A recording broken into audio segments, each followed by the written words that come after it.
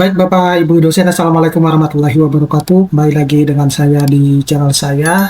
Nah, kali ini saya akan sharing kepada Bapak Ibu dosen ya, terkait dengan fase penting dalam peningkatan karir dosen. Disclaimer dulu bahwa pada tahap ini itu bukan bermaksud untuk menggurui, tapi kita saling sharing karena fase-fase ini tentunya pernah dialami oleh teman-teman dosen, terutama untuk dosen-dosen senior ya, yang memang karirnya lebih cepat melejit sehingga bisa kita jadikan sebagai contoh panutan untuk teman-teman dosen yang mungkin baru berkarir sebagai dosen ataupun dosen-dosen muda yang lainnya.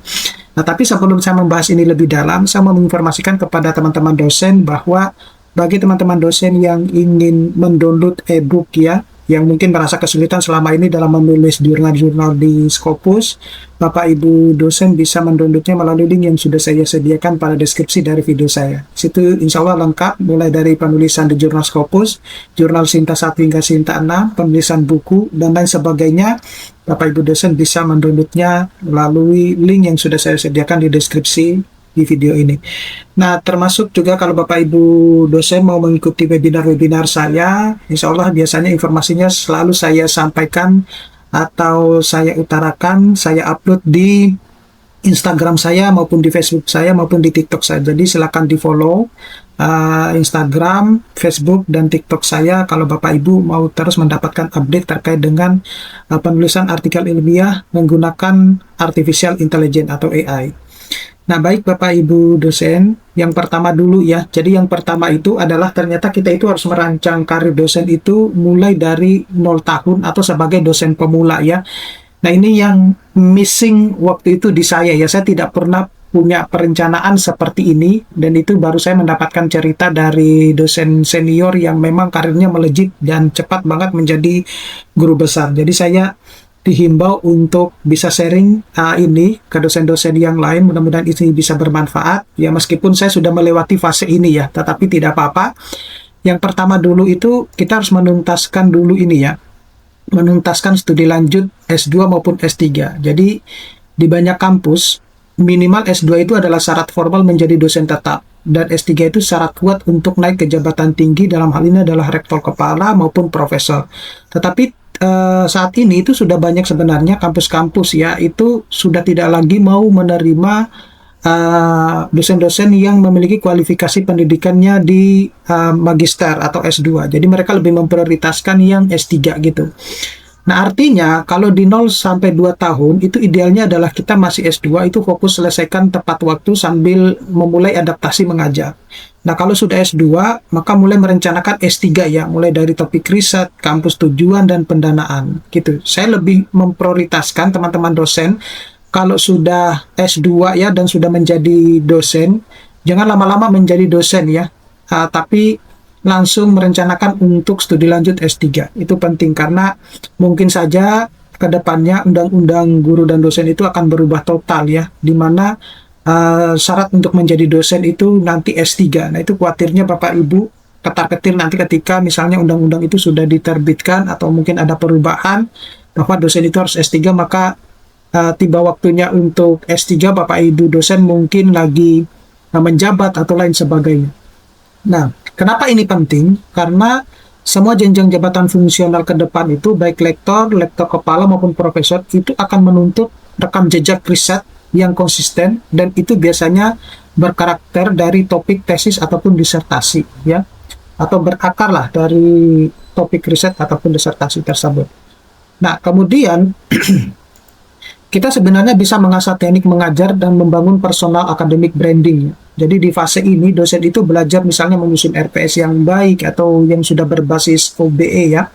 Kemudian menggunakan metode pengajaran aktif mulai dari diskusi, PDL ataupun studi kasus dan lain-lain, atau mengelola kelas disiplin interaktif evaluasi. Jadi personal academic branding itu berarti kita perlahan membangun citra ya, dikenal punya keahlian di bidang tertentu, aktif berbagai insight ya di kelas, seminar, media sosial ataupun akademik dan lain sebagainya.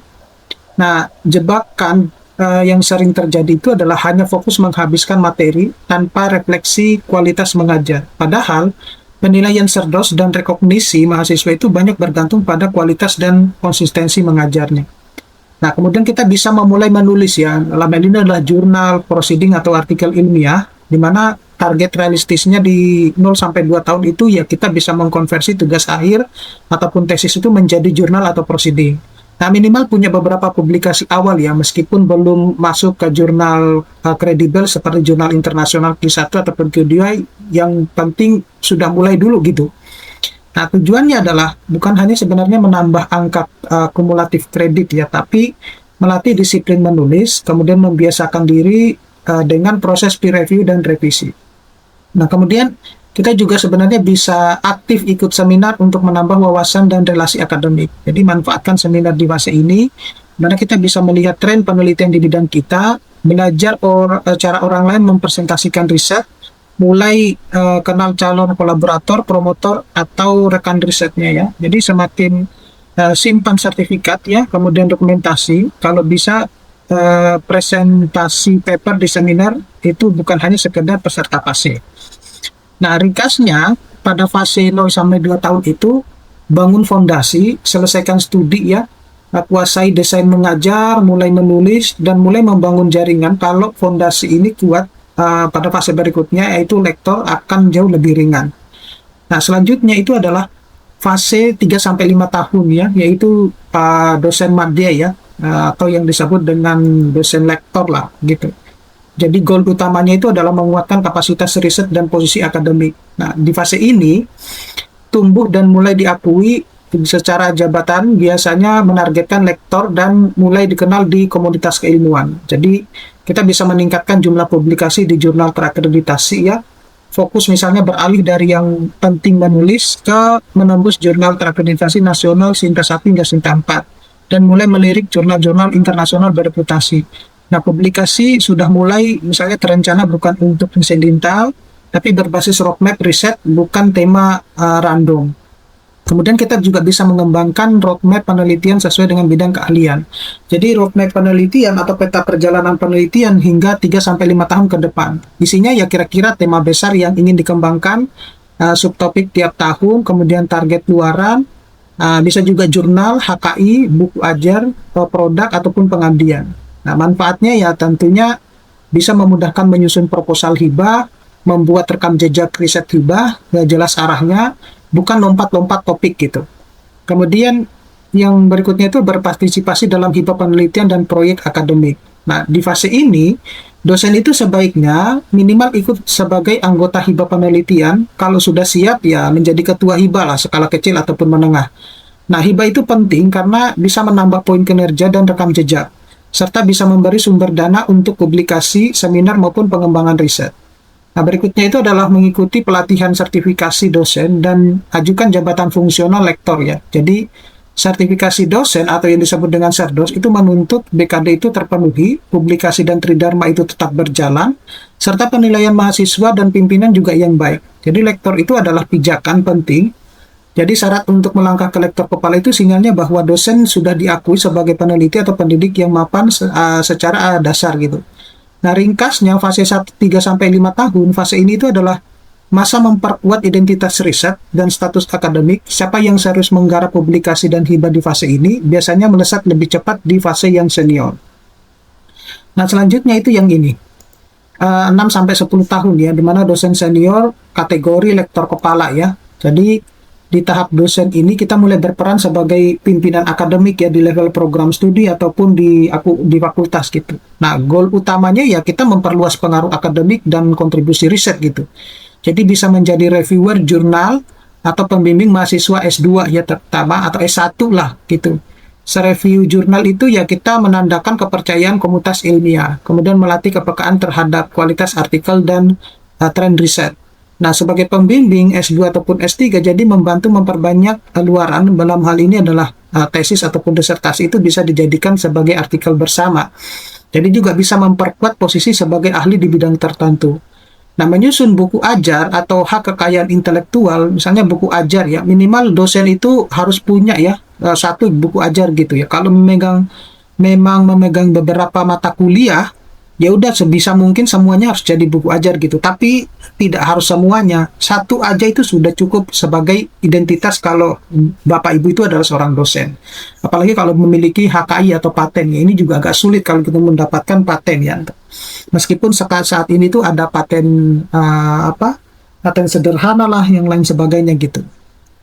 Kemudian mengembangkan kolaborasi penelitian internasional ya. Jadi bentuknya bisa co-author dengan peneliti luar negeri atau proyek riset bersama ya, joint research ataupun visiting lecturer ya, researcher ya. Dampaknya yang bisa meningkatkan reputasi institusi, memperbesar peluang publikasi di jurnal bereputasi tinggi.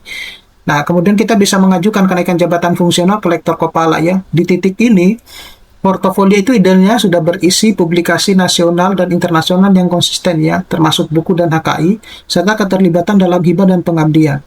Nah, kenaikan ke lektor kepala menandakan bahwa dosen sudah bukan hanya pelaksana, tapi penggerak kegiatan akademik di prodi ataupun fakultas. Ringkasnya, di 6-10 tahun itu bukan lagi sekedar pengelola karir pribadi, tapi mulai memimpin, membimbing, mereview, kolaborasi, ya, menulis buku, dan posisi struktural di jabatan fungsional.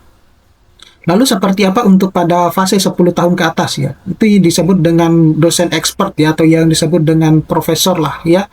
Nah, ini penting bahwa goal utamanya itu tentunya menjadi pemimpin akademik ya, yang memberi dampak nasional dan bisa menjadikan panutan gitu. Nah, di fase ini, puncak profesor itu fokusnya bukan sekedar jumlah publikasi, tetapi skala dan dampak dari riset-risetnya. Jadi, bisa memimpin riset skala nasional ataupun internasional, di mana dosen profesor itu idealnya menjadi ketua konsorsium riset, pusat studi, atau laboratorium unggulan. Jadi, menginisiasi riset strategis yang sejalan dengan isu nasional ataupun internasional. Nah, outputnya itu adalah publikasi bereputasi tinggi, bukan kebijakan publik, standar, atau teknologi yang terpakai luas. Nah, kemudian bisa menjadi keynote speaker ya di conference akademik ya, bukan lagi hanya partner biasa, tapi diundang sebagai pembicara utama, narasumber, ataupun pakar. Jadi bisa menyampaikan state of the art dan arah masa depan bidang ilmu, dan menunjukkan otorisasi ilmiah yang diakui komunitas. Bisa juga aktif dalam kebijakan pendidikan dan pengabdian masyarakat ya, misalnya dengan keterlibatan berupa penyusunan kurikulum nasional, penyusunan regulasi standar ataupun panduan di kementerian atau lembaga, kemudian program pengabdian masyarakat atau skala besar dan keberlanjutan, serta dampak yang bisa dilihat tentunya perubahan nyata di masyarakat, dunia usaha, ataupun sistem pendidikan. Selanjutnya itu juga bisa mengajukan kenaikan jabatan fungsional ke profesor ya. Nah, syaratnya itu ya rekam jejak publikasi internasional yang kuat, kemudian kontribusi tridharma yang luar biasa, serta rekognisi nasional ataupun internasional. Nah, profesor itu bukan hanya sekedar pangkat, tetapi amanah untuk membina generasi dosen berikutnya, bisa menjadi wajah institusi di level nasional maupun internasional. Nah, jadi seperti itu Bapak Ibu dosen, informasi yang bisa saya sampaikan. Mudah-mudahan ini bisa bermanfaat. Nanti kita akan ketemu pada video-video berikutnya. Saya Assalamualaikum warahmatullahi wabarakatuh.